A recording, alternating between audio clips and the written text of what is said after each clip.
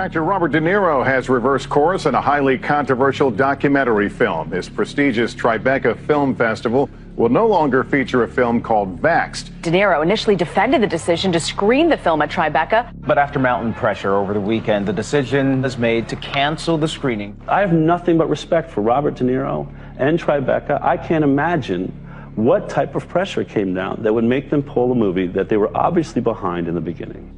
If Vaxxed would have been quietly screened at Tribeca and been summarily ignored, I don't know what would have happened. But instead, news outlets were covering the fact that Robert De Niro himself had pulled Vaxxed from the Tribeca Film Festival. That was a bad moment. That was a really, really bad moment. Working on Vaxxed was extremely stressful. It was interviewing lots of parents and hearing their stories. So for when we heard that we got into Tribeca, I was so excited on behalf of them and us that our stories finally would be heard around the world. When we got pulled from Tribeca, it was just like a massive punch in the gut. The parents, yet again, have no voice. That was the worst 3 days of my life until early the following week. There was a bit of controversy, some headlines at the beginning of this year's festival when it was announced that this film called Vaxxed would be screened. All I wanted was the movie to be seen. People can make their own judgment, but you must see it. With this controversy, probably more people will see this movie. Yeah, as they should, as they should. It was an extraordinary moment, and it really brings home how censorship works or doesn't work for the other side. They'd never confronted anything like this before. They'd never had to deal with a film like this, and they censored it. And the censorship caused it to explode. Everybody is now wondering about this movie that nobody wants you to see. Everybody learned about Vaxxed, and everybody wanted to see Vaxxed. We get a call from Angelica Film Center that said, we want to screen your film this Friday. And we're like, this Friday? We weren't going to be screening at Tribeca till like 3 weeks from now. Can we at least go with the same screening date that we were planning on for Tribeca? And they said, no. You're the biggest social media story in the world today. We don't know how long that's going to last, and that's why we're offering you this opportunity. We've got no money, we've got no posters, we've got no publicity, we've got nothing, but we've been given 3 days to decide whether we want to take the Angelica Theatre in New York. And we said yes.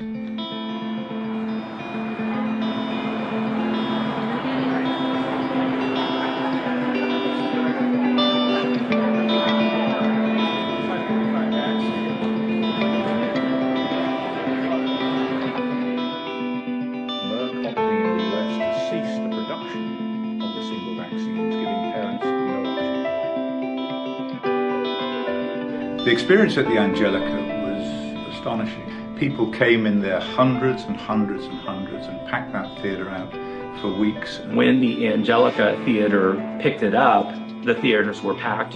People couldn't stop talking about it. And the amount of notoriety, this was a real game changer. The reception for the film was astonishing, and it just caught fire from that point forward. From that moment on, we were on tour, flying from one venue to another, Q&As. Stories are coming from the people of America. Premieres in each city. What was obvious very, very, very early on was the amount of parents that had watched Vaxxed and then afterwards wanted to come up and tell their story. They'd say, I identified with your story. And they wanted to say, this happened to me. And the line for these parents with their stories got bigger and bigger and bigger and bigger. So I said to Andy and Dale, you do the whistleblower and answer all the questions on the science side and how you made the film, and I'll take the parents' stories. There wasn't enough hours in the day to be able to get these stories. It was obvious that we had a way bigger problem than we ever anticipated. Thank God for Periscope. Periscope, the most amazing thing that happened as we travelled around was Periscope, because what it meant was the world could join in. as long as there's a hashtag, and for this it was hashtag Vaxxed, people from all over the world could find that hashtag, they could press a button that said they wanted to follow it every day, and that's what happened. We knew that there were all these vaccine-injured families like myself and so many other people that they hardly ever get out of their homes. So we knew that there was a real solid group of people that would be very interested in this movement, allowing people to feel like they were there at the event. Our community grew and grew and grew and grew because of Periscope. It provided the opportunity for people to be there. We were live to the world. While we were hearing the story, the world was hearing the story. And that encouraged everybody to have hope and to keep going and to tell their story. We were exhausted. I mean, it just didn't stop. We were on planes every other day, going to a new theater, a new city. And I remember Polly was sitting there and she said, "We need a bus." Getting a bus of some kind to travel on the ground, to be with the people on the ground, was the way to go forward, because we were missing so many stories and so much time wasted just sitting in airports. In usual Polly form, I think it was like 14 hours later, she's like, "I found a bus." Vaxxed has just bought an RV. Woohoo! You know, we were sitting there and she was like, if we painted Vaxxed on the side of it, everywhere we went, there would be a billboard that the world would see about our film. Since no one will advertise, no one will give us any advertising, let's get a bus. The Vaxxed van, the Vaxxed RV is coming. Once I went live on Periscope and said, we're going to get this bus, Dell called me, you haven't even checked it out, did you check it out? Polly, did a mechanic go through it before you bought it? It's like, no, I just bought a bus. You know, it's kind of the way it all had to be. The main thing that mattered was it had a good engine and it only had 10,000 miles on it. And at this point, remember, we're only thinking of just traveling around and getting a few stories. We're never going to do the big nationwide tour that we have now done.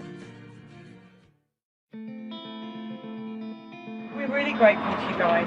Well, we're grateful for what y'all are doing. I'm a mother and a grandmother, and I know somebody that this affected. I watched it happen with my own two eyes. She was a perfect, normal little girl, and the next day, totally different child. We need to hear these stories. That's what we're doing. I want to hear from every person. Hey! Good job, brother. Thank you, thank you, thank you. The Vaxxed bus is arriving. Billy is about to sign the back of the bus. Every single child, every person in America who has been injured by a vaccine in any shape or form, whatever vaccine it is, should sign this bus. Thank you. I've done that.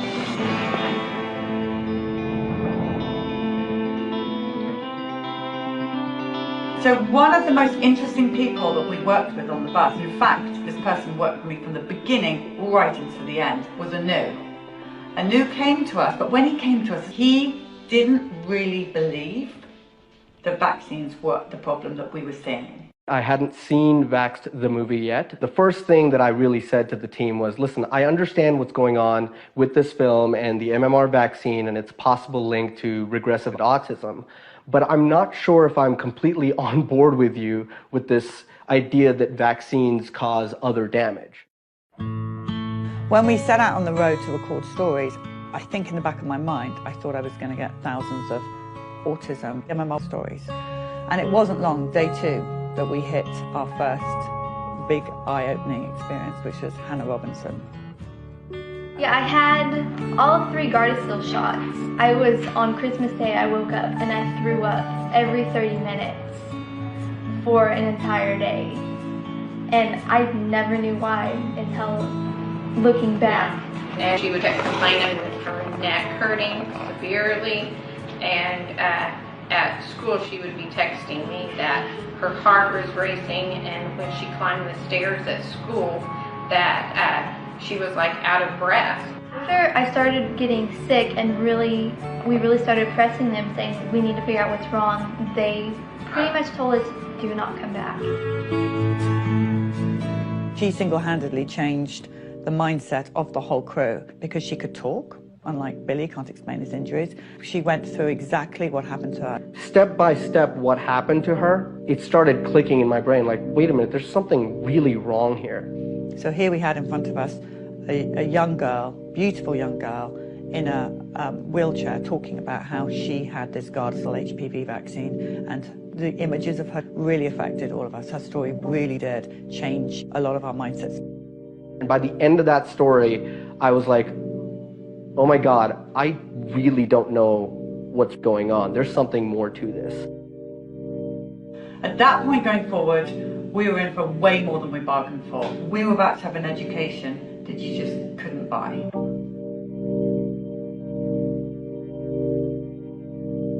When we started out on tour, we're full of ideas. We're going to have these lovely chairs and tables, and when we get an interview, we'll just sit outside the bus. But what happened very, very quickly is the lines got bigger and bigger and bigger, and the noise of people coming to see the bus, wanting to tell their story. And so we moved everything inside, and that became the iconic place for stories to be told.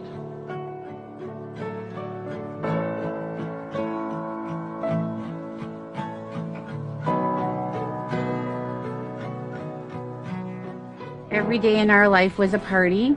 Every single day they were holding hands and smiling and laughing and looking at each other, engaging in each other. And we brought them in at 9 months and 4 days we were doing one vaccine at a time. On June 25th, 2007, we brought them in for the pneumococcal shot. So just that shot? One shot. My daughter still has the mark on her leg from the shot. She was the first one to get it, and she screamed and never really stopped screaming after that. But we continued. We didn't know. We did the boys as well. By noon, Claire shut completely off. Claire, our daughter, shut off first. It was as if she was blind and deaf and complete failure to thrive, from super, super happy, smiley girl to, this is a picture of her. She had full-blown eye contact. She was super lovely. And she shut right down. And all she did at that moment was stare at the ceiling fan. So that was at noon. We had the shot at 10 a.m. 2 o'clock, we watched Richie shut off. All his raspberry blowing and mama dada and the furniture walking and everything, they just shut off. All the giggles, all the smiles, again, failure to thrive. They lost all their reflexes. I'm an educational audiologist. I actually did the test for the stapedial reflex, which is a little muscle in the middle ear, just to see if a muscle they can't control was still working, and it didn't. The stapedial reflex dampens sound, so your ears don't hurt from a really loud sound, and both of them had no stapedial reflex. They stopped blinking, stopped yawning, stopped coughing, stopped sneezing. You could go towards their eyes and they wouldn't even nothing would faze them. They lost their startle reflex. I threw a telephone book on the floor behind them, and no startle, nobody even looked to see what it was. So that was 2 o'clock. We watched Richie shut down, and I couldn't breathe. But here we go. The worst is when we saw the final one shut down. Robbie looked like he was hit by a bus. Robbie, from that moment on, had a stunned look on his face. If you asked or said his name, he still acted deaf and acted like he couldn't hear, although they did have normal hearing. I had it all tested. But he lost his happiness. This is a first year picture? First birthday. 3 months after the shot. 3 months after the shot. They were no longer engaged in anything or anyone. They lost their smiles. They just were in their own little separate worlds. They never held hands again. They never looked at each other again.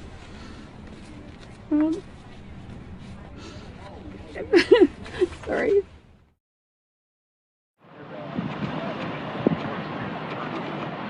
In a week, I'm going to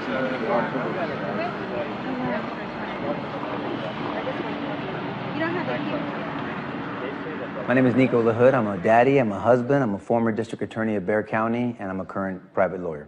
the vaccine issue wasn't an issue with us.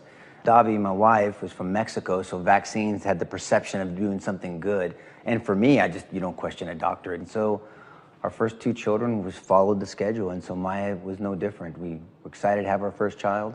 She was vaccinated on day 1. Around her 6-month vaccines, she was following the schedule, and her body broke out in these hives. I mean, it was very alarming. First-time parents, we were scared out of our mind. We go to the doctor, and nobody told us it even could potentially be vaccines. We had no wisdom to ask to look at the insert. What was told to us, actually, and I can't even believe I'm saying this, was that Maya was allergic, hear me, to Davi's breast milk. And nobody gave us a medical reason, nobody gave us a medical explanation why our daughter broke out in hives immediately after her 6-month vaccine.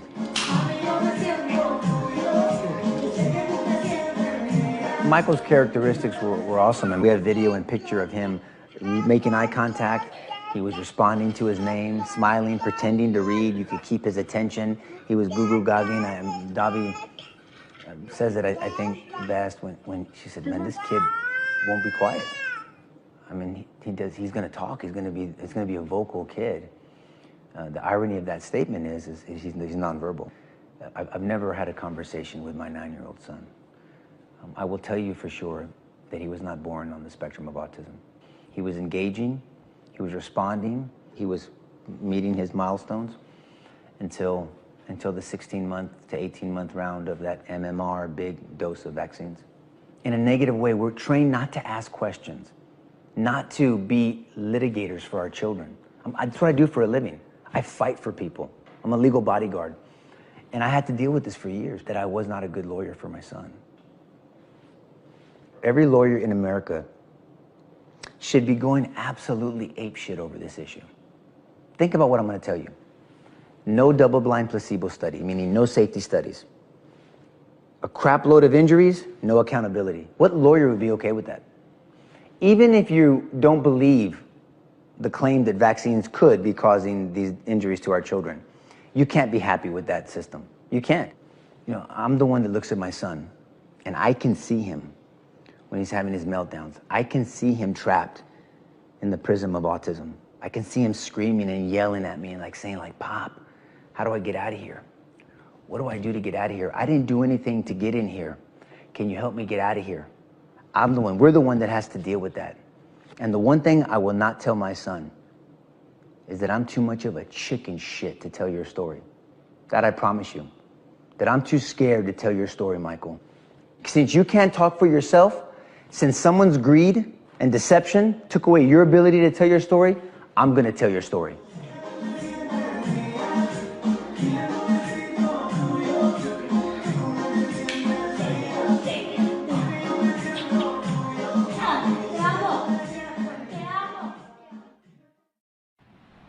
My son was healthy at birth. He was healthy. So at 18 months, he had already had his measles, mumps, rubella vaccine, at which point the damage became so apparent that Zachy just completely disappeared. He just left. And we were left with the shell that we're still dealing with. He had such a horrible bout of falls from the seizures that we were going to the emergency room so often. The doctor gave my husband a stapler and a staple remover to do it at home. I mean, is that better than a week of measles? My son would have been a football player. And instead, he wears diapers. He uses a pacifier. He's nonverbal. He has extreme rages where I think he's in some kind of a pain. And no doctor will take him as a patient here in Las Vegas. I used to have a column, and I was looking for a doctor then, and I'm looking for a doctor still. Because of his constant seizures and having to check on him, or if I hear him get up, I know to run in there before he falls against the wall. Where's his room? I upstairs. I sleep upstairs. My husband and I don't even get to sleep in the same room anymore. You know, living in a 2-story house, In the mornings, I'm pretty much trapped. I have to stay up there until I know he's up and about and, you know, not going to have one, because he's had far too many seizures on our stairs. And, you know, people say, well, you should move to a one-story house. Well, you know, that, yeah, that'd be great. Who's going to come renovate this house? The one thing that really just breaks my heart and that we can cry about is who's gonna take care of her when we're gone. It's so stressful to think about, you know. He was hitting all of his milestones. Oh, she was perfect. Adorable, sweet, beautiful, enjoyed being cuddled. Started, you know, talking and walking at an early age, doing everything, just excelled. Had been saying dada, he had been pointing. Ethan could look me in the eye before that and he could laugh.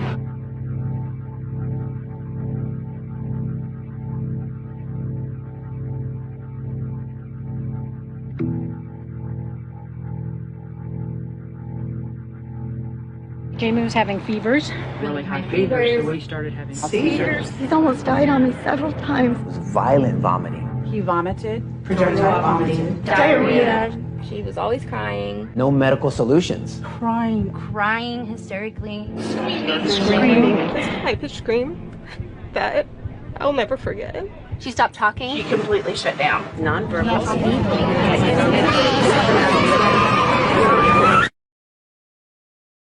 Let me tell you what a day in our life is like. So you got, say, a 6 or 7 or 8-year-old child who's not potty trained.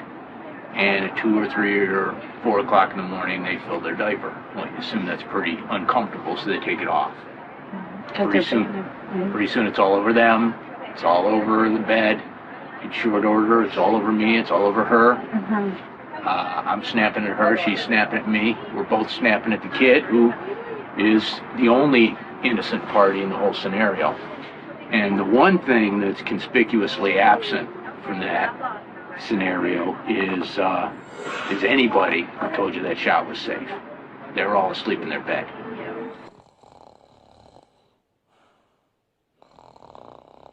What brought you out here today? We're traveling around America in this RV bus, listening to the parents' stories of vaccine injury, and we are so tired of doctors telling us that vaccines are safe and effective, and people like myself who believe them now have a damaged child. So what we're doing is what the government and the paediatricians, the doctors, the medical profession should have done right from the beginning, and that's listen to the parents. So everything on this bus, all the stories, is from the people of America. But when I look at the vaccine damage that I see, there's almost a pattern that goes like this. Damage as early as possible, damage as often as possible, deny the damage could possibly be anything other than a coincidence, denigrate the damaged when they point it out, describe the parents of damaged children as deluded or delusional, and then demonize those parents, and then divide society so that pro-vaccine then demonize parents who once were pro-vaccine but vaccinated their children who became damaged.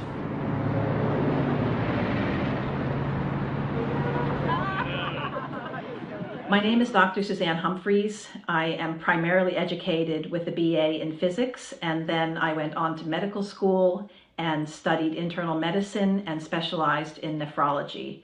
What made me realize there might be a problem with vaccines was one of my own patients telling me that they were fine until they had that vaccine. So I investigated and found out that his kidney function was perfectly normal before he was given a vaccine, and he was requiring dialysis within a month afterward.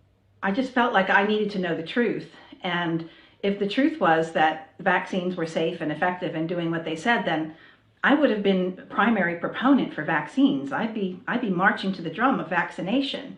I just needed to know, were vaccines actually causing problems in my patients or weren't they?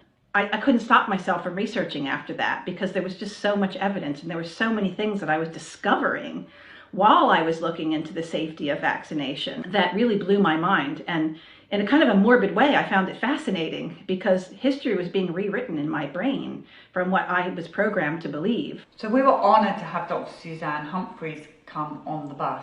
All we ever hear is, Polly, you can't be doing what you're doing because you don't have a medical degree. And here is Dr. Suzanne with a medical degree, a great doctor, coming on the bus. Everything fits in place. We have the perfect team now. There are so many more professionals out there that understand there's a problem and they want to know more. And they hear the stories from the bus or they read books here and there, and they feel that they can't go on the way they used to.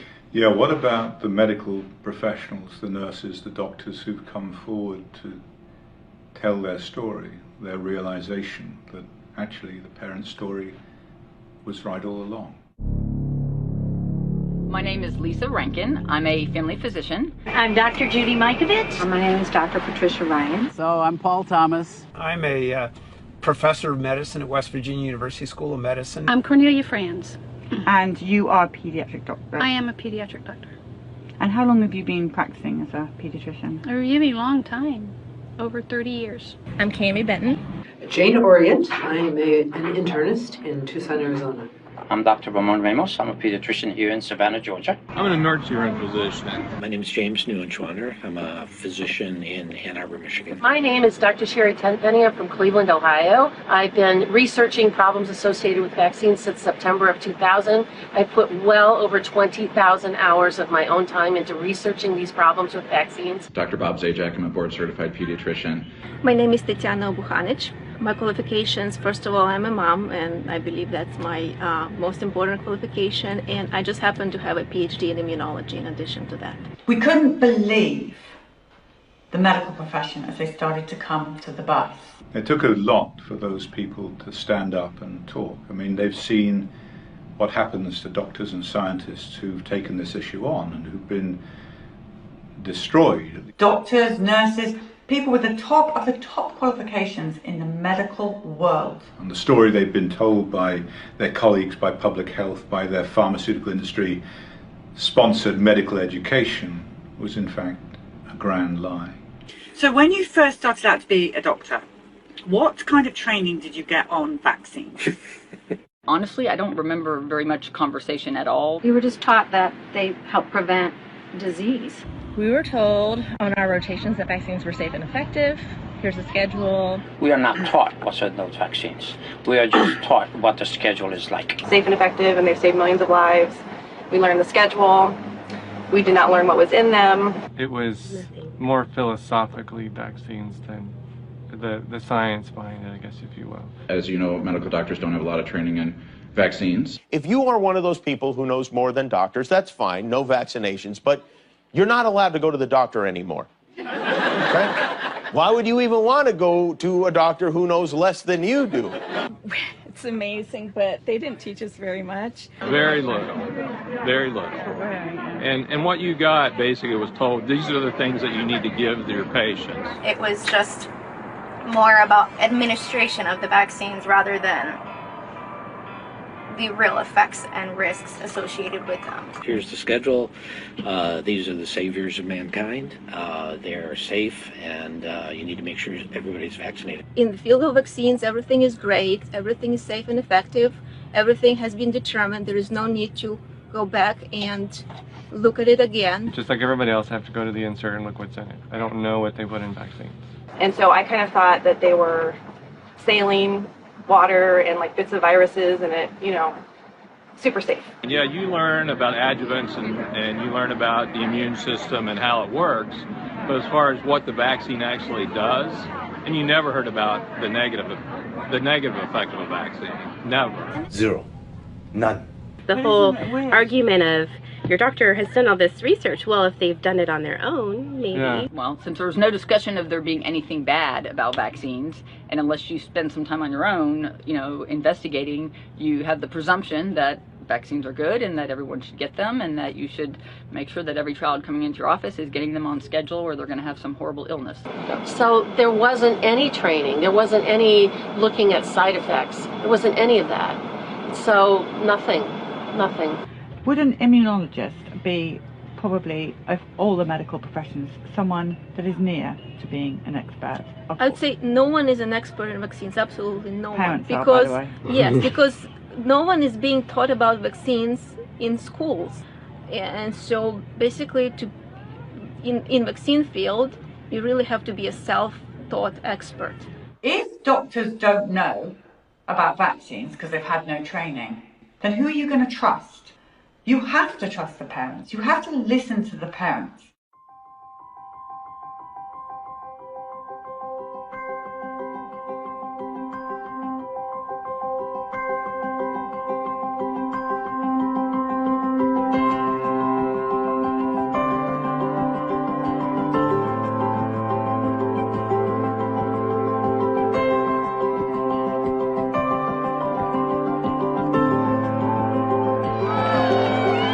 This is amazing. What are you going to do with this bus when you're done? Well, whatever happens, the parents are going to take back their freedom. That's right. Parents are now in control. Yes. The right people. That's right. See all those hearts? Yeah. See those right there? Yeah. They are all for you. All for me? All of those hearts. Look at all the different colours coming up now. The colours are coming up. Every single one of those is for you. Cool, isn't it? Yeah, that's how much people love you. They love me too. They really do. Yeah, baby, people love you. They love you a lot.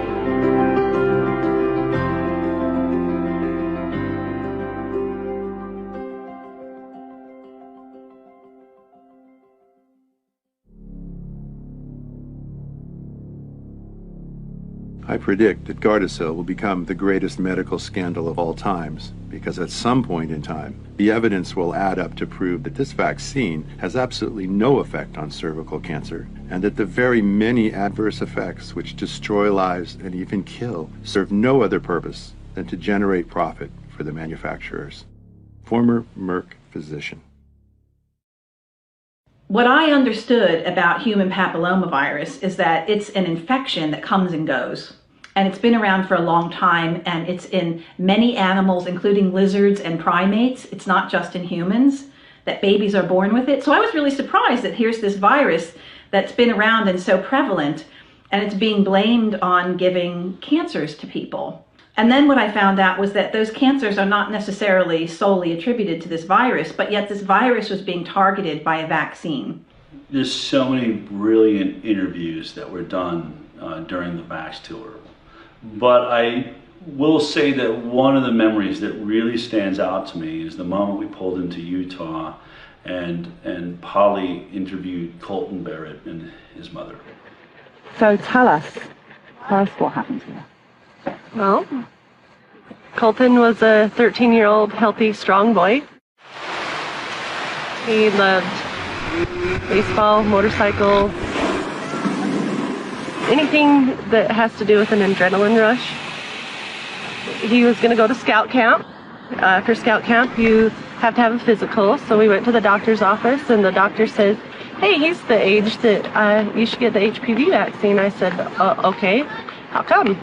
Well, it can help prevent cancer, and even if he's not promiscuous, he can still give it to his wife when he gets married. I said, oh, that sounds like a pretty good thing then. So he was administered the vaccine, and on the third round, 2 weeks after, he started having a really bad neck ache. The next day, he went motorcycle riding with his dad, and that day he came home, he was pale, starting to feel nauseous, really sore neck. It didn't feel good. He went to bed, and the next day I checked on him. He still didn't want to get out of bed. I just thought, man, you're just really weak and exhausted. And that evening, when he sat up to take a drink of water, he said, Mom, can you give that to me in my left hand? I can't use my right arm very good. It's weak. And he tried to lift up, and all of a sudden he just flopped back, and his head just hit the pillow, and I went, do you have spinal meningitis? You know, it was my first, really bad fear. So my husband took him in to Instacare Monday morning, February 17th, 2014, holding his head for him because he couldn't get out of bed. The paralysis just went down, down, down after the first 4 or 5 days, where he was completely paralyzed from the neck down, had no movement at all. Colton, give me your eyebrows. You were doing them better than that the other night. There you go. Show me yes. Show me yes. Show me no. Yeah. But you have to have this breathing apparatus with you the whole time. Yeah, it's about 15 pounds, so I always have to have someone with me to carry it, to get around. It's a literal ball and chain for him. And the whole time, watching this box on his side with this hose going into his throat, breathing for him to, and then he could speak, waiting for that breath to come from that box. And it was a realization that changed my life forever. I remember staring at this and watching this interview go on and watching this box and thinking, we say we got rid of the iron lung. His right arm is completely paralyzed. His left arm only has minimal function now. And he's lucky he's regained his legs and his core strength. So the people who gave you this vaccine, where are they now? What do they say? Our doctor is actually, he's the doctor that delivered him. He's just a family practice doctor. I still like him. I am upset that he still wants to give the vaccine, but you know, he will not give it to boys anymore. He's cautioning on girls to give it to girls, but. So he's not going to give the HPV vaccine to boys? Correct. Colton, do you just realise how many boys that you just said? It's good he's at least not doing it to boys, but lots of girls can still get hurt. All right, so let's start by talking about your life before Gardasil. I was more artistic. I wasn't into sports, although I did like to go jogging, do exercises whenever the weather was nice. Let's see. Yeah, I was a competitive club soccer player. I was trying out for OGP, which is like playing for the state and stuff. Soccer. Yes. Mm-hmm.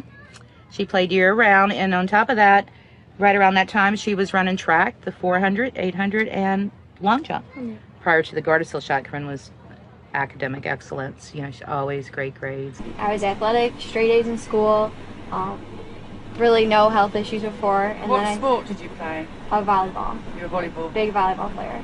Basketball was my favorite.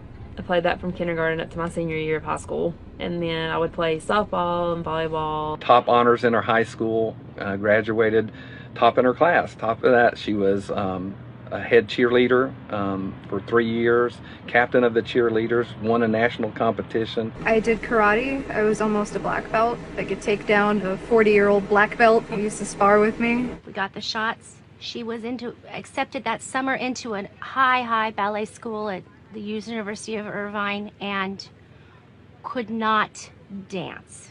Ballet, tap, jazz, hip-hop.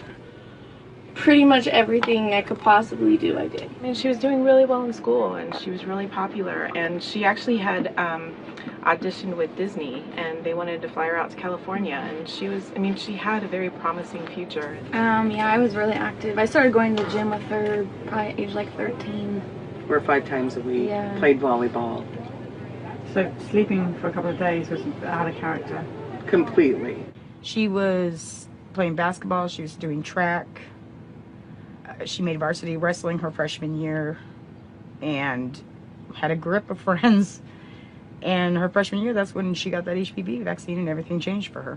She was a straight A student. Everything she was doing was for scholarships. She was college bound. That's where she was going. And this destroyed that for her. I had never seen a vaccine cause so much devastation as I had with the HPV vaccines. The Gardasil vaccine is among the most injurious of any vaccination that's ever been manufactured in the United States. Be it anecdotal or not, way too many cases and complaints of having neurological insults soon after that vaccine is given, even with the first dose.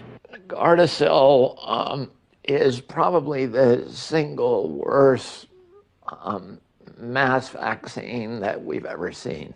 So what we were seeing was these really high-functioning teenagers ending up in wheelchairs, and some of them actually ending up dying or killing themselves. And I don't think you can ever justify that for an infection that comes and goes, that causes very little disease in and of itself, and something where pap smears were doing such a good job, it really just didn't make any sense to me. This vaccine targets millions of preteens and teens for whom the risk of dying from cervical cancer is 0. They started talking to me about get my HPV shot, and I turned them down about 1 or 2 times. This doctor sat down and badgered us for 45 minutes. They started showing me photos and saying that I'm gonna get this and that I need to take this shot. Photos of what?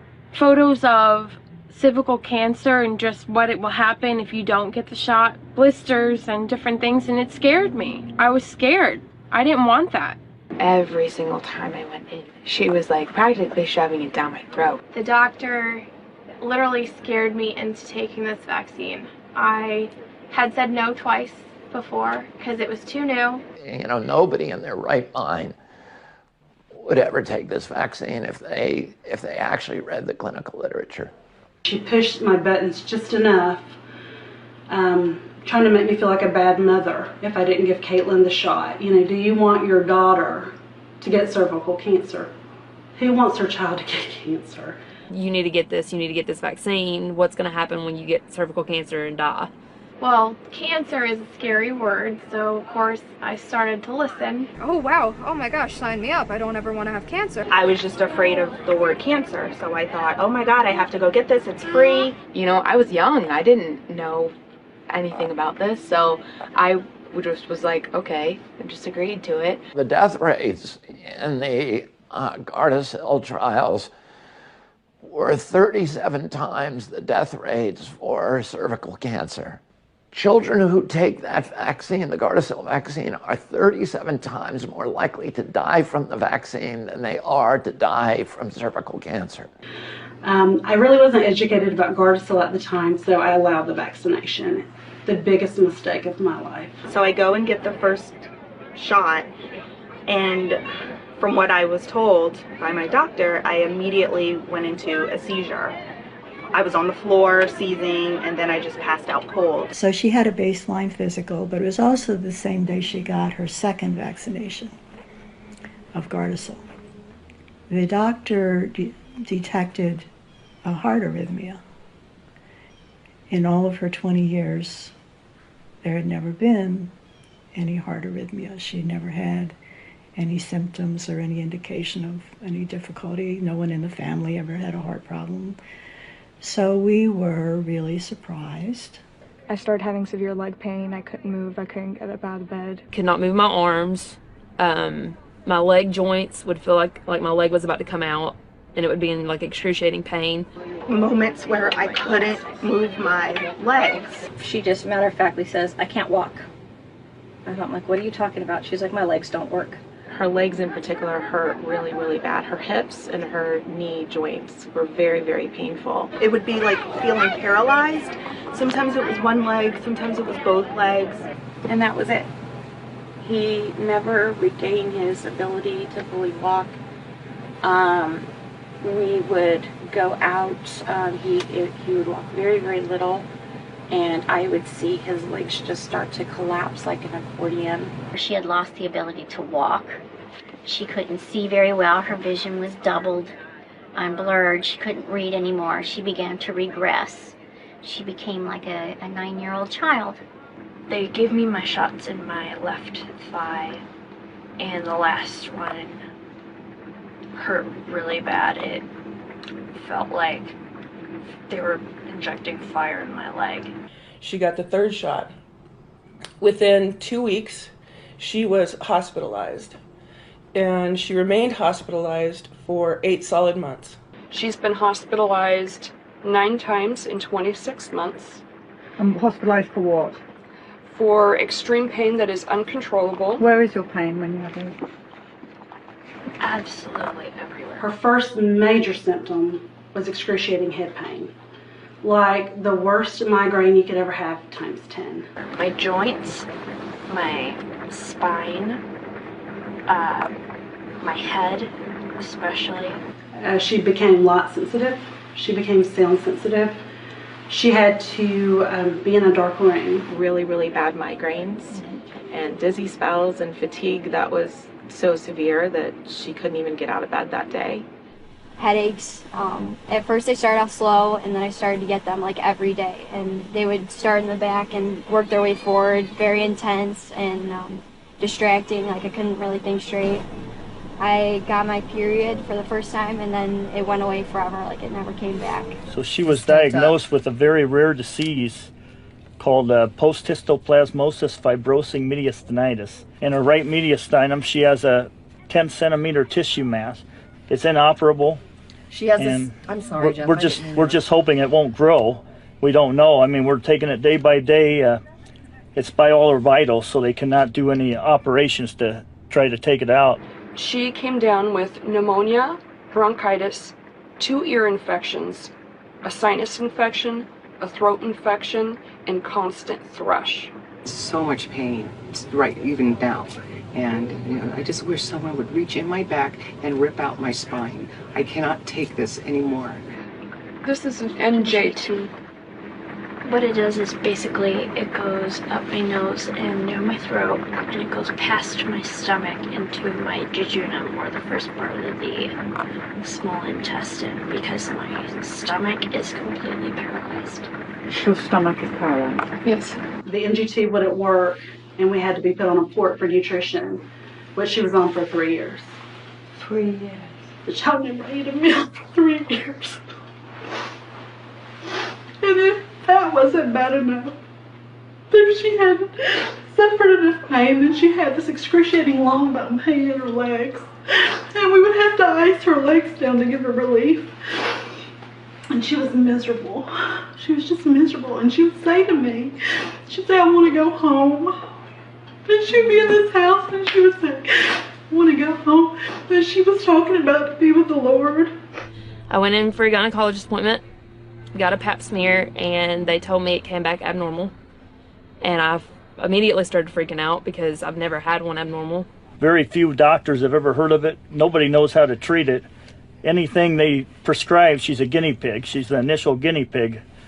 So they put her on an immunosuppressant and itraconazole, which is an antifungal medication.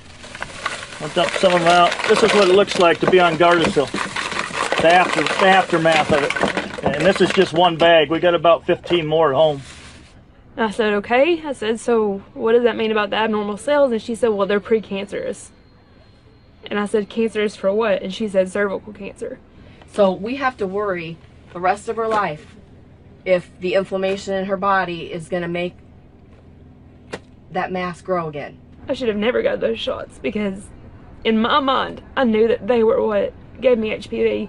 So the problem with Gardasil, like most vaccines, is it was never tested against a true placebo, an inert placebo. And CDC and HHS say, if you don't test it against a true placebo, it's not science. A placebo is just an inert substance that doesn't cause any damage, that they give one group of individuals in a particular clinical study, and then they give the drug. That's the experimental group. They give that to another set of individuals. The people that were supposed to be the control group, they got aluminum.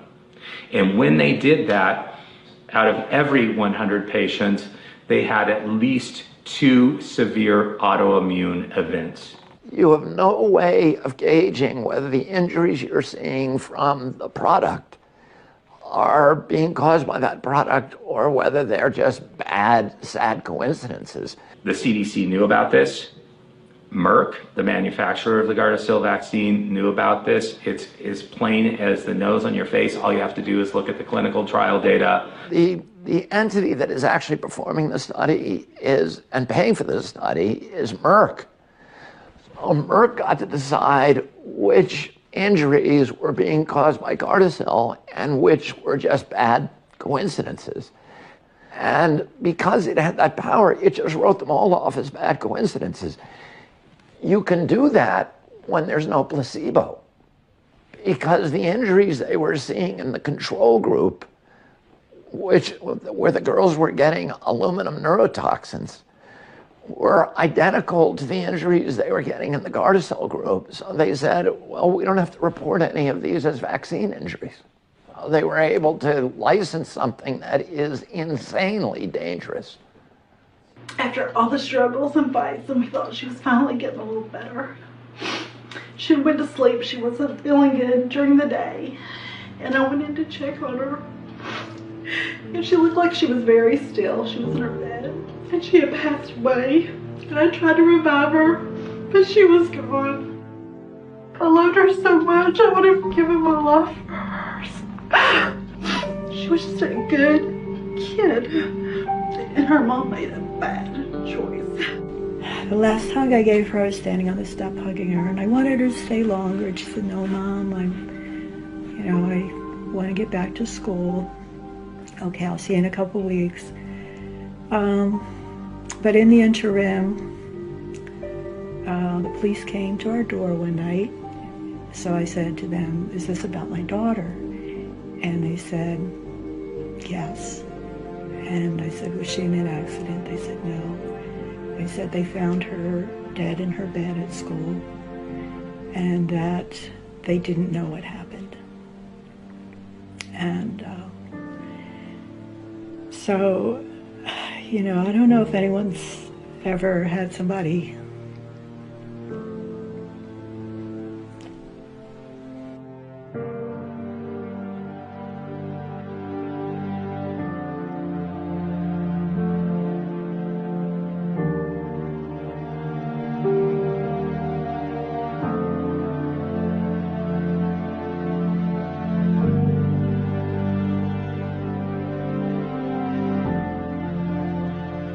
I think if there was one vaccine that should be eliminated out of the schedule immediately, and there would be absolutely no ramifications, no problems with diseases cropping up and people dying, that vaccine has to go.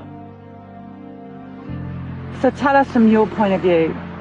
Well, it does suck, not being able to play sports anymore.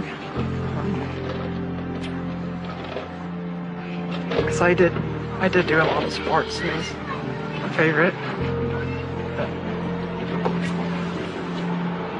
You're an awesome sportsman. We've just seen photos of you.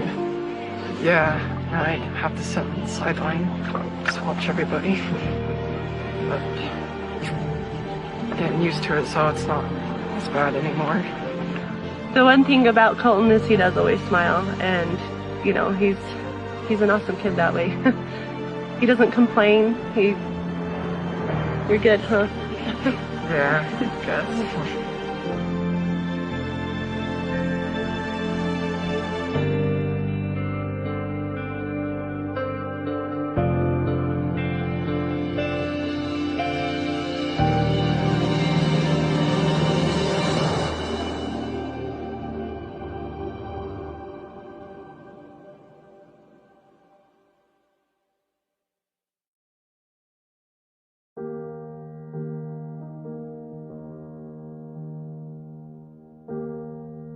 We're doing this broadcast in memory of these babies who have passed away.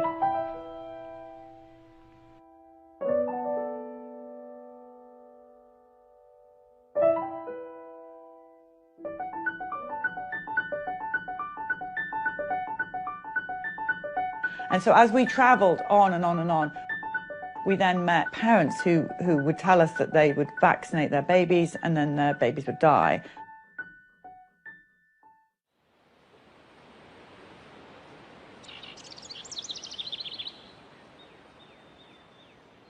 I walked up to kiss him goodnight. It was 12:06 in the morning, and I kissed his cheek, and it was like an ice cube. And I just started screaming to Bryce, "He's dead, he's dead." And everything that I know how to do CPR. I'm certified in this. I just stepped back and screamed. And Bryce walked in and just grabbed him and ran. I grabbed him, I get in the car. I'm trying to do CPR while I'm driving, and it's raining. And I just pulled to the emergency room, and Brandon said that he's dead. And they started working on him. Epinephrine, they gave him all these shots, and his body was just swelling from all the medicine they were trying to give him to get him going again. There was never anything again. Read Mason. Pew! Where's Mason? A bell! Where's Mason? A bell! The infant mortality rate study that was conducted by the Centers for Disease Control in 2014, and they looked at the incidence of infant mortality in 34 developed nations, and the United States placed last. We were 34th out of all of these developed nations. We give the most vaccines during the first year of life. He got his Hep B, he got his vitamin K. At 2 months, and I think at 4 months, and then at 6 months. She had the Hep B, and she had the vitamin K injection. He got his hepatitis B, Rototec, polio, Prevnar. One in each leg, one on the arm, and one oral. Rotavirus, which was oral. The DTaP. DTaP. Well, when we went to get him vaccinated, he had just been hospitalized for RSV. And when we went in, I said, I don't feel comfortable with him being vaccinated because he's just been so sick. I think that we need to wait. And the pediatrician looked at Bryce and I and said, if you don't vaccinate your son, who was born at 35 weeks and is a premature baby, you're signing his death certificate for this whooping cough. Well, that's when the doctor told me he was going to go ahead and vaccinate her, being she was there. And I did ask him, because it was 2 weeks early, if it was okay. He said, yeah, it would be no problem. This is the day that she had the vaccines. This is before we left to go to the doctor. So we were just about to go? Yeah, and this is her the very next day where she started running the high fevers. I mean, we could see there was something not right. I never second guessed it that I shouldn't vaccinate them. But at that appointment that morning, as I was laying him on the table to get him vaccinated,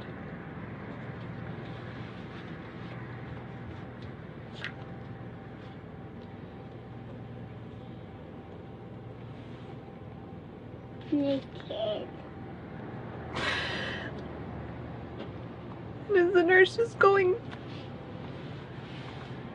to stick the needle in his right thigh, just something screamed in me, no, don't, wait. But at that point, the moment had passed. He's just not sleeping. I can't do anything to make him happy. When she wasn't sleeping, she was very irritable. If she wasn't crying, she was real lethargic. We used to do this thing where we would cradle her in our arms, and then we'd lift her little arm up and we'd eat her ribs. And she loved it, but she didn't love that anymore. She cried and screamed. He started screaming 23 hours a day. He was so dazed. He wasn't there. He just kind of looked at the ceiling, and anytime you tried to get in his way, he would just look around you. And they told me she had a little cold. Just a cold.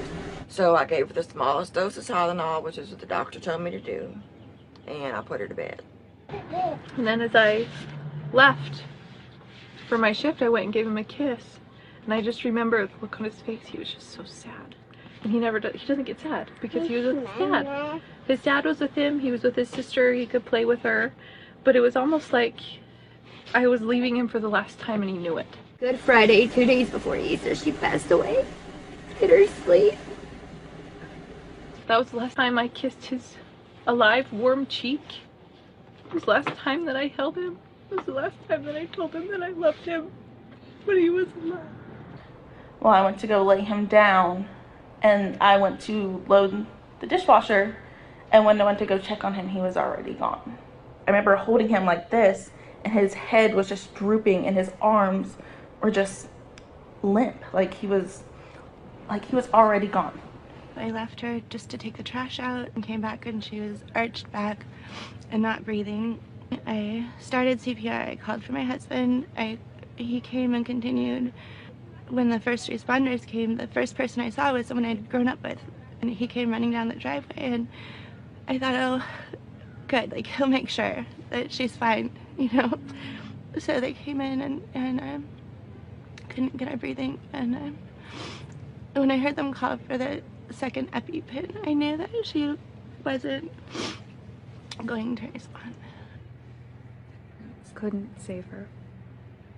That he finally called her time of death. It was on July 4th, 2015 at 7:01 a.m.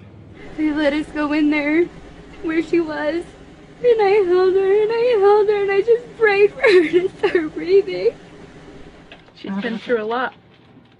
She lost her innocence that night, as we had to tell her in the ER to say goodbye to Corby, because he's going to live with Jesus and he won't see him again. And the sparkle just left her eye. You could see it. She was happy. She didn't understand that she was losing her best friend that night. Brave girl. And you will see your brother again. We leave the hospital, we get home with my parents trying to talk about funeral arrangements, and cops come knock on my door. The police wouldn't let us go home without them. They had to escort us home. Child Protective Services, whenever something like this happens, they're automatically there. What are y'all trying to say? Are y'all trying to say I did something to my baby? They took our son's crib and mattress out of the house. They took pictures and took her dose of Tylenol that I gave her, took her last feeding that she had. Looked in every cabinet, woke up our other kids, asked them questions. They treated us like we did it, like we killed her. And that hurt. They couldn't find nothing, and they labeled it SIDS.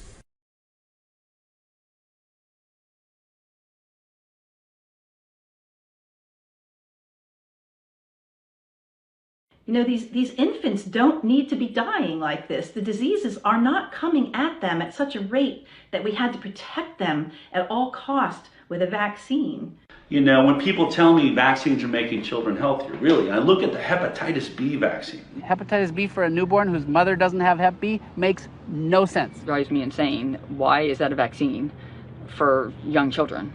There's just no reason whatsoever that a newborn, a 1-month-old or 6-month-old should be vaccinated against a disease that is basically sexually transmitted. So then I asked, well, how long does the hepatitis B vaccine last? And he said, well, we hope it lasts about 12 years. So I'm just saying, you know, this just does not make sense. This has actually been proven that these vaccines cause cardiovascular instability in these infants. And so all that aluminum that you've just given in these killed bacterial or viral vaccines is having a profound inflammatory effect that's killing them. You look at the packet insert, you even look at the literature of the National Vaccine Injury Compensation Program. They compensate for death due to encephalopathy and encephalitis. It causes death, and they admit it. Because you don't vaccinate in the first year. Right. Do any of you, have you had any SIDS? No. Bam. Wow. The second Mason was vaccinated, his life changed and ended. And with Oliver, who is our son that was born 2 years later, he actually got whooping cough. And he's still here today. Right.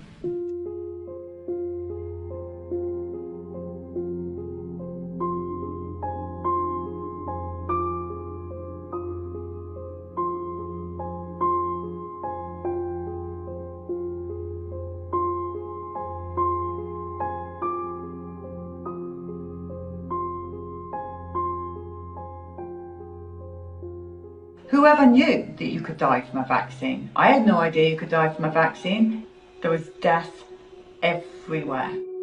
The dead babies, the toddlers, the young children, the teenagers, the adults, the old age people. Every day we would have a death story in every location.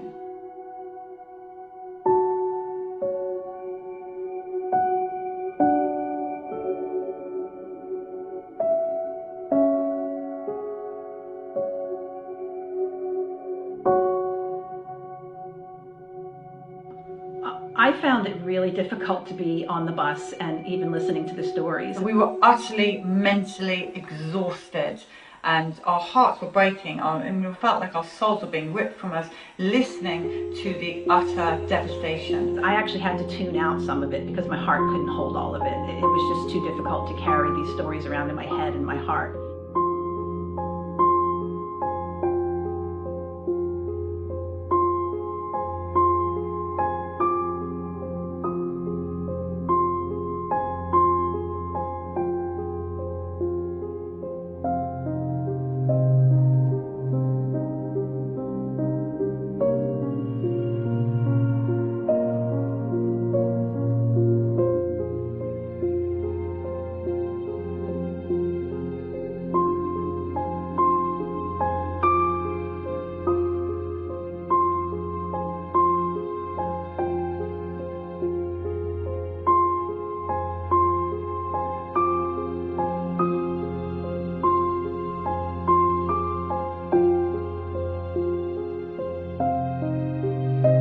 This is our memorial to those who have been unseen and unheard.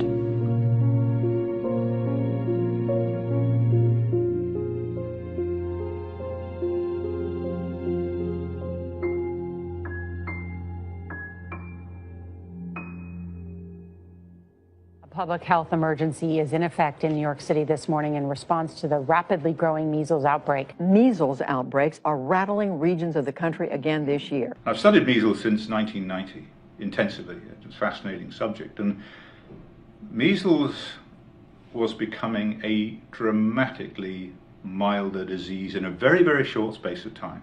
During the 1920s, it was a major killer of children, 1,200 per million during epidemics, and that fell precipitously beyond that point, to the point where in the single vaccine was introduced, there'd been a 99.96% reduction in case fatality rate. It was becoming dramatically milder. That was natural herd immunity, and it worked extremely well. And what natural herd immunity did was to constrain the age of infection to childhood, when measles is a mild disease. And that worked in two ways. One, exposure to measles as a child led to lifelong immunity. So you didn't get it when you were an adult, when measles is a more severe disease. So exposure protected you.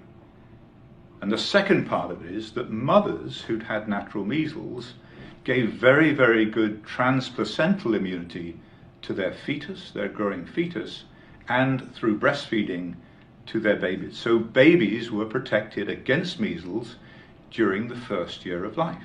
The measles vaccine has diminished the number of measles cases in this country, okay? Nobody can deny that. The problem is that it's skewed the immunity in the population into a place where the most vulnerable are now not protected. So what has vaccination done? Firstly, it doesn't work, so it doesn't produce immunity for life.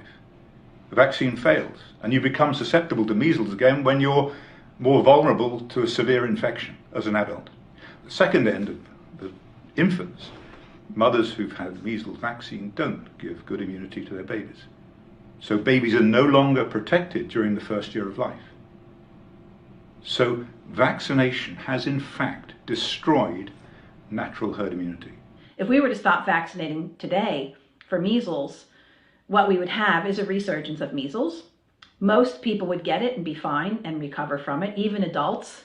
People think you're going to die if you get measles as an adult. You're not. But if you had more circulating virus in the population, then those newborn babies, which were formerly protected by their mothers, are now susceptible. So we've really been put in a pickle by this vaccine program. It's also led to renewed concerns about pockets of unvaccinated children there and across the country. An unvaccinated community is an at-risk community. It places all of us at risk. The idea that these children are somehow a threat to the vaccinated. Well, if the vaccines work, they wouldn't be a threat at all, but of course they don't work. So that's one problem that public health has. The aim is to force everybody to be vaccinated. And the primary reason for that is to get rid of the unvaccinated control group so that nobody can see how healthy unvaccinated children are in comparison with vaccinated children. They're not a source of infection. They're the healthiest children you could ever meet. So this whole notion, as I've said, of herd immunity, of community immunity, whatever that means, is based upon a complete fabrication. It's a lie. Do we blame the anti-vax movement for that? Well, yes. Unfortunately, these outbreaks are due to the anti-vaccine movement. Our media is trying to make people hate unvaccinated families, unvaccinated children, making you terrified of the measles. And the reason the measles are spreading is those people that aren't using the vaccines. But what's scary is the language to hate children, to hate people, to say that they are putting us all at risk. We have had multi-generational indoctrination with fear because people don't understand that measles is a fever, a cough, a rash, and maybe some diarrhea in the vast majority of people. And autism really is a disease because it is something that's permanent, life-changing, and lasts a really long time. So would you rather have a cold or a flu, or would you rather have a lifelong travesty because you're so afraid of getting an infection? A child of mine was healthy, strong, and full of life before vaccination, but very shortly afterwards it became dull and pale, and soon sickness made its appearance. It just escaped death. I believe, sir, we can go so far as to say children that have been vaccinated can be picked out from those who are not. A parent, December 31st, 1894. You've never met a parent who regretted not vaccinating, but you meet hundreds and thousands who do. So we took a break after the first leg, and we all had time to reflect on what had just happened with this amazing amount of people turning up to tell their stories. And that's when we suddenly realised the unvaccinated people are there for a reason. We need to start the second leg interviewing them as well. They're not doing vaccinated versus unvaccinated studies because they're frightened of the results. If you did a vaccinated versus unvaccinated study, we know what's going to happen. The entire vaccine program would come into question. They won't do the vax-unvax study. We the people are going to go out there and see for ourselves. What are the unvaccinated like? We know what the injured are like. Let's now look into the world of the unvaccinated. Look at all the unvaccinated children that are alive. Extraordinary. Hi guys. All right, so is there anybody here that's had a vaccination? Mommy and Daddy have had a vaccine, but none of you children, not one. I mean, they have amazing immune systems. When they get sick, we get over it in one day. Both of my kids are really, really healthy. Health-wise, she's insanely healthy. I mean, she never gets sick. They're both insanely intelligent. Their health is ridiculous. And they recover fast from things. My kids are super healthy. They are very healthy kids. They have traveled to many places. My kids have gone to Nicaragua. You can't get more third world country than that, trust me. With no vaccines. With no vaccines. I have super healthy, great, unvaccinated kids. How is all your health? Well, we're all healthy, and we've never been to a doctor for any reason except a broken arm and a neuromuscular injury. I have 3 grown children. They're all grown up. And did you vaccinate your children? No, I did not. They're all completely unvaccinated. I can probably count on one hand how many times they've had to go to the doctor in their entire life. I have 15 or 16, I can't keep track, 15 or 16 nieces and nephews, and none of them have received vaccines, and they're all very healthy kids as well. 10 grandchildren, 4 great-grandchildren, 5th one on the way who will not be vaccinated either. They're all extremely healthy. They're all so healthy. It's like they don't have asthma. It's like they're not sick all the time. They get a cold and they get over it. Every time we've been in a situation where my kids have the same thing that the kid next door has, their symptoms are night and day. They fare so much better and heal so much quicker. I've probably been sick once this year, and it was just a cold. I had a stuffy nose, and it lasted for like 2 days. Even his friends who are partially vaccinated are sicker in general.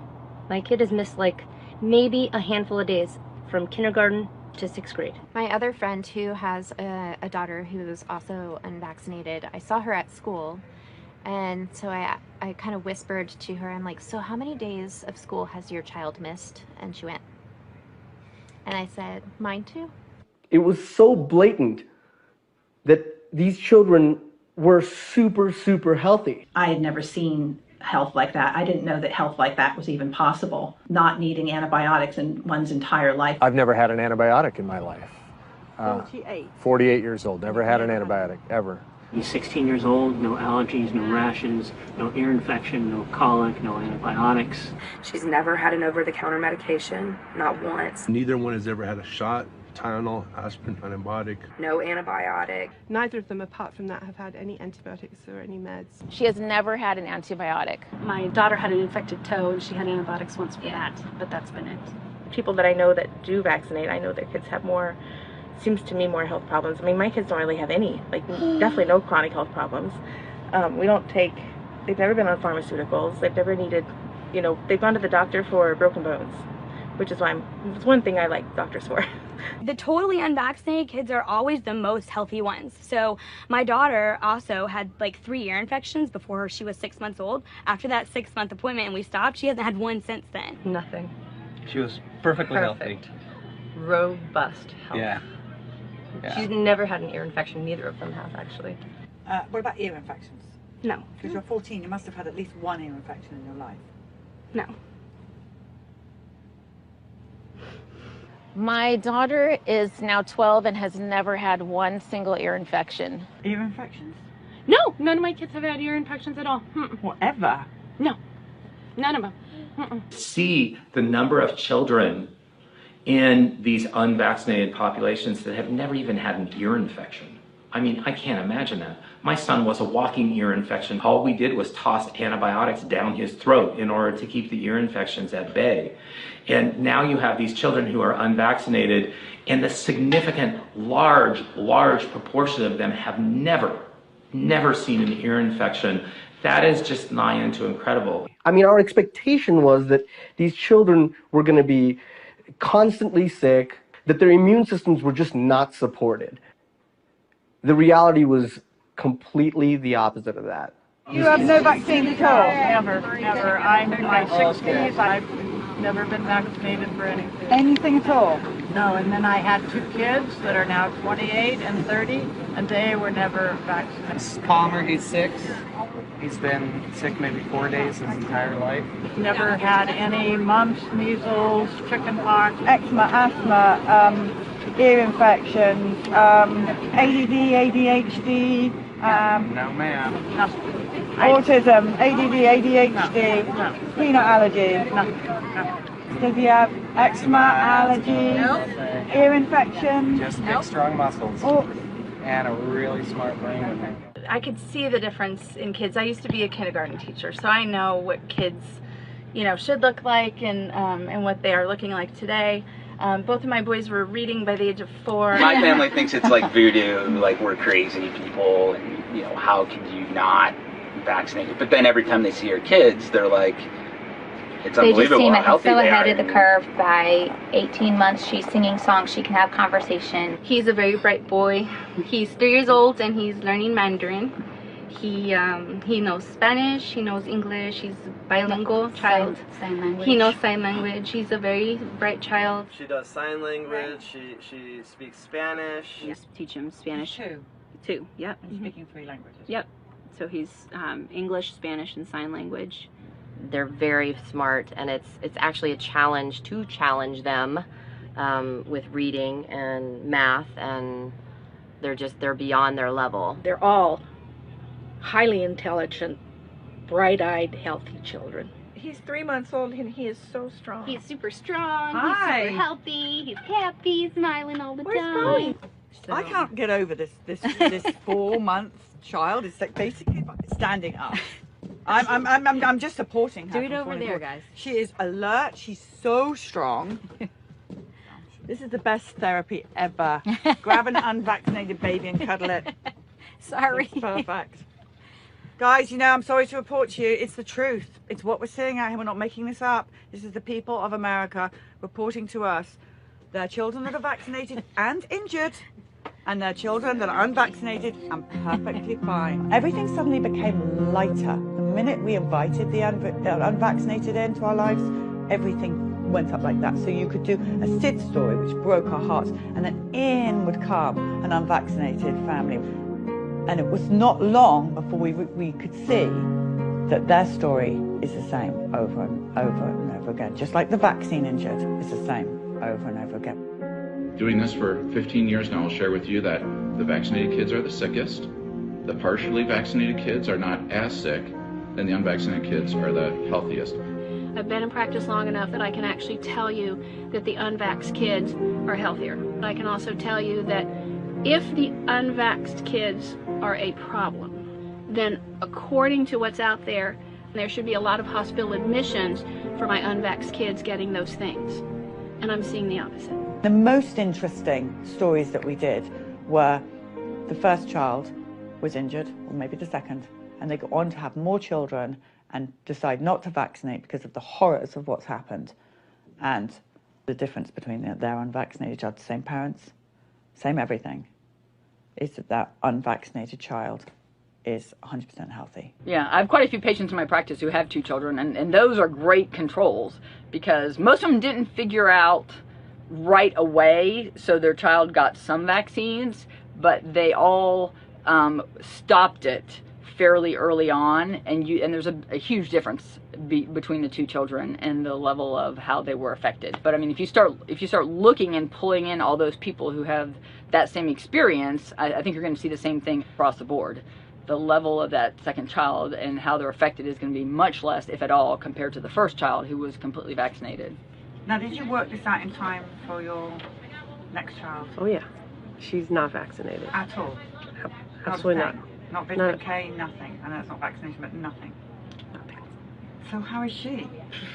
Fantastic. She is she's completely typical, beautiful, smart, caring for her brother. She's been on 1 antibiotic her whole life. She's a picture of health. So your other 4 children have no vaccines? No. At all? None. Wow. No. And I bet how you describe them? Great. Compared to the vaccinated child? They're much healthier than the oldest one. They fight disease faster. My 4 unvaxxed kids are far healthier than my vaccinated child. She, when she gets sick, she gets sicker than the rest of them and more often than the rest of them. She's down for longer than the rest of them. Whether that's vaccine related or not, I don't know, but it seems to be an awful coincidence. I was in the ER with my oldest all the time, and these 2 are never sick. When my boys were little, we also had a lot of asthma and breathing treatments and antibiotics over and over and over. No ear infections, but all of those other things. And these girls don't get what your these girls, no. She's never needed anything, and she's 2 years old. By this time, this child had already been at the hospital. He had, had dozens of antibiotics. Lucas is the only one that's completely unvaxxed. And it's interesting, he's our healthiest child. He has never been sick, never even so much as had a cold. She's always the last one to get sick and the first one to get better. His left ear, it was so significant, they actually had to kind of rebuild his eardrum from it. And that's, to me, that's one of the stark contrasts I see is our 13-month-old has had not a single ear infection. Riley has had none. So Caden gets strep throat about 3 times a year. He also has allergies and ADHD. But we still love you. You're still very smart. So don't worry. Riley has been sick once. My first is the sickest child that I have. She'll get sick. She'll be sick the longest. She'll be sick the hardest, actually. I mean, I guess she'll feel the worst pain or the most symptoms. Then my other 3, they'll be sick maybe a day and less than 24 hours and they're done and they're fine. Their body really knows how to fight whatever disease they come in contact with. He is compensated through the vaccine injury compensation program. My oldest 3 suffer with eczema, suffer with allergies, constipation, and they're the first ones to get sick. The only time he's gone to doctor for checkups is because he's asked to go and wanted to see what it was like to go to the doctor's office. You wanted to go to see a doctor? Okay, yeah, right. So, well, because Keenan has to go so often, and so he wanted to see what it was like to go. Do your unvaccinated children have all the injuries that we see so commonly in the vaccinated? Do they have the ear infections and the antibiotics and the eczema, asthma, allergies? None. Nothing? No. So the results of your study is the unvaxxed are supersonic healthy and the vaxxed are not. Yes, right. So the conclusion of the unvaxxed studies in your house is what? That the unvaxxed kids are far healthier. I don't worry about measles. I don't worry about polio. I don't worry about these things with her because she has a strong immune system. I worry about it with my son who is fully vaccinated because he would not be able to survive any of that, even though he was vaccinated for it. It hurts me to watch the development, honestly, of my son, because I see what my daughter could have done. And I feel an immense guilt for vaccinating her.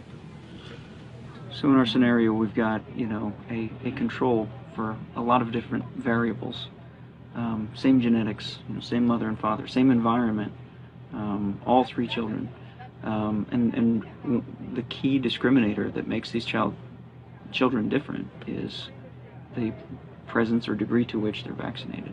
Have a look at these vaccinated, unvaccinated families, which are controlled for genetics, they're controlled for their food intake, their environment, and everything else, and consistently we're seeing the unvaccinated, never vaccinated children are far healthier. So we have here, ear infections, antibiotics, high-pitched scream from the vaccinated, unvaccinated, none of the above. And that became probably the most exciting revelation of the whole tour.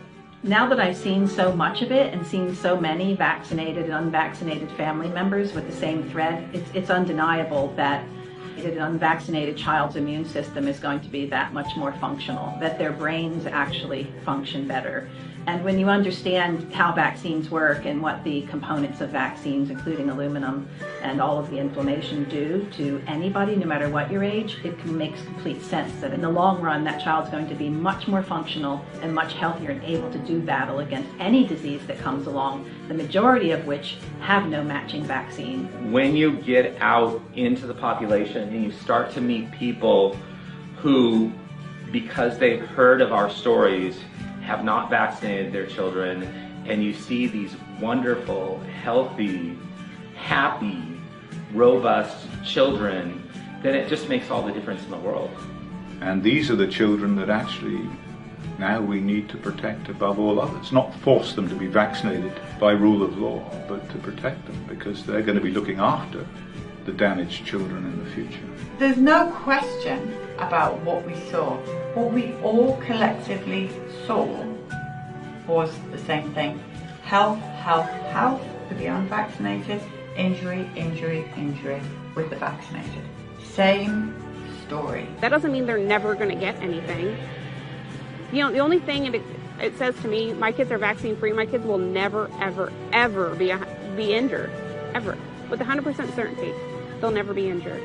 I mean, if I was a new parent listening to these unvaccinated stories over and over and over again, it would be game over for me. I'm going your way. Yeah, I don't understand why you wouldn't. If you're seeing an unvaccinated child, completely healthy, thriving, alert, and then you see all these sick kids that are constantly going to the doctor and on antibiotics and vaccinated, and you see all the eczema that they have, or asthma, allergies, all these different things that kids are affected with. Choosing a healthy child versus an unhealthy child, that's really your choice. When I heard about the bus, I was over the moon. And when we finally were able to see the bus directly and sign Steve's name on the bus, it was such an emotional moment. You saw the emotion in the person that was either injured or the parents of the injured or dead child as they wrote their name. It was like a relief for them to write the name on the bus. Like someone is hearing them, someone is saying, yes, you're not alone. Yes, this did happen. It gave a voice to the voiceless people who are cooped up in their homes, taking care of vaccine-injured children and vaccine-injured adults. And I knew that people would come out in droves. The people are everything. So once the people started talking, which they did in fact, and this is going to get bigger and bigger and bigger, it's the other side have to wave the white flag now. It's over. It's not like we're gaining anything by speaking out, We're losing friends and family members, people won't talk to us, you're getting kicked out of mommy groups, you're getting kicked out of doctor's offices. It's not to our benefit to speak out, but if my story, or if any of our stories will help save one child from being injured or dying, then it's worth it. Because you can't walk away from something like this and know the truth and not say anything. You can't. What have we done to all these people? We've taken their lives as they should have been. We've destroyed the brains of countless people around the world. It can change, and it will change, and we will win this battle, if that's what it is. And we will win it through the parents' stories. We will win it through the parents telling their truth. We'll win it through the doctors and nurses standing up and saying, this is what I know to be true. If I'd seen that vaccines can cause injury outside of autism, injury beyond belief. If I'd heard that the doctors, the medical professionals, had no training in vaccines, and if I had seen the health of the unvaccinated, there is no way I would have feared measles, mumps, rubella, chickenpox, all these things that we vaccinate our children for. I wouldn't have feared them. Vaxxed, the film, will get a lot of credit, but the greatest credit, I really believe, to this movement and the change we will one day see will be owed to those parents out there, to those that told of their injuries, that were no longer afraid, those that brought their unvaccinated children and their stories forward, those who were brave enough to tell their story, that moved others to come and tell their story. And now all over the world, people telling their stories. That is the movement. That is what really happened. That bus, this tour, the people's story is what has changed the climate and the discussion around vaccines. And we'll look back at this experience in 10 years' time and we'll say, what were they thinking?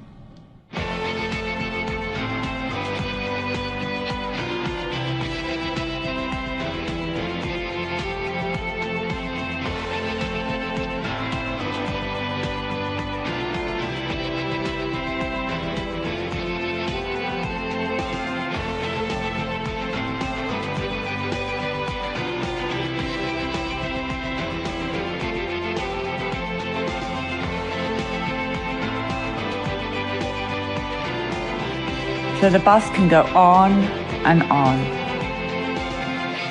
We've only scratched the surface.